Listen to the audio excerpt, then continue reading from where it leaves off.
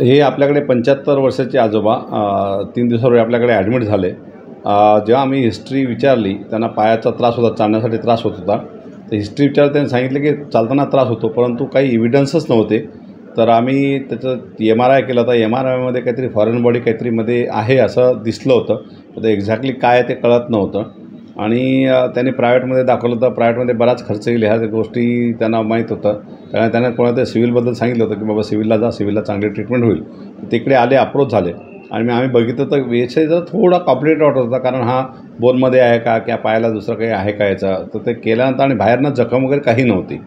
तर जेव्हा हे ऑपरेशन केलं तर खरोखर जे सर्जन आहेत, डॉक्टर विलास साळवेने ऑपरेट केलं, ते ऑर्थोपेडिक सर्जन आहेत, ते एकदम मांसामध्ये आणि ते फॅटमध्ये सगळी पॅक झालेली विठ्ठलाची जवळपास 4 सेंटीमीटरची मूर्ती होती पायामध्ये आणि ती काढण्यात आम्ही सक्सेसफुली ती बाहेर काढली। पण ते शॉक होतं। नंतर हिस्ट्री विचारताना त्यांनी सांगितलं की एक 4 महिन्यापेक्षा जास्त दिवस झाले असतील। मला वाटतं की या एकंदरीत आता जर बघितलं तर 4 महिने नाही, याच्यापेक्षा जास्त दिवस झाले असतील। ते कुठनं तरी काम करत असताना एक फ्लोअरनं खाली पडले होते, त्यावेळेस ही मूर्ती त्यांच्या पायात गेली असावी आणि ती जखम तिथे झाली होती। ती जखम अँटीबायोटिक घेतल्यानंतर किंवा ते ट्रीटमेंट केल्यानंतर जखम भरली गेली, परंतु मूर्ती पायातच राहिली। ही त्यांच्या लक्षातही नाही आलं, ना डॉक्टर ज्याने ट्रीटमेंट केली त्यांच्या लक्षात, ना आजोबांच्या लक्षात आलं।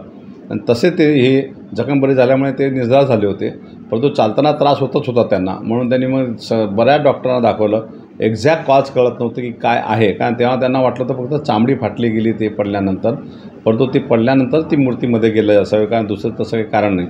आणि ती मूर्ती बऱ्याच दिवसापासून पायात आहे आणि त्याच्यामुळे ती एवढी पॅकेज झाली होती, त्याच्यामुळे काढणंही थोडंसं डिफिकल्ट, जवळपास पाऊण तास या सर्जरीला लागला।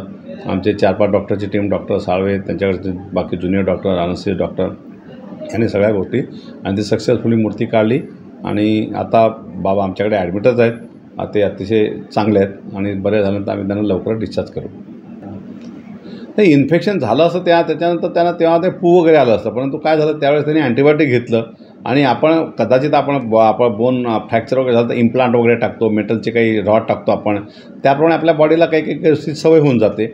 नॉन इलेक्ट्रॉनिक मेटल जर असेल तर कदाचित त्याच्यामुळे त्या काळात त्याचं इन्फेक्शन अँटीबायोटिक दिल्यामुळे आणि ते जखम भरल्या, ते इन्फेक्शन कमी झालं। आताच्या घडीला कुठलंही इन्फेक्शन नव्हती, मूर्ती म्हणजे बिलकुल प्रॉपरली सेफ ठिकाणी पायामध्येच होती, म्हणजे त्याला कुठलंही इन्फेक्शन नाही किंवा कुठलाही त्याला प्रॉब्लेम वाटला नव्हता।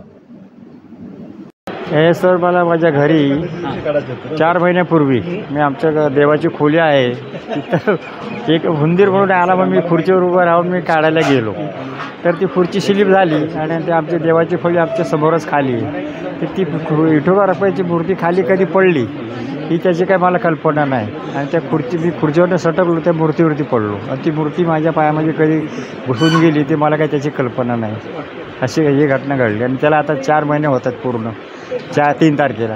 हां, अच्छा, मग आता हे काढले काय तुम्हाला कसं? नाही, आता जरा बरं वाटतंय ना, आता बरं वाटतंय।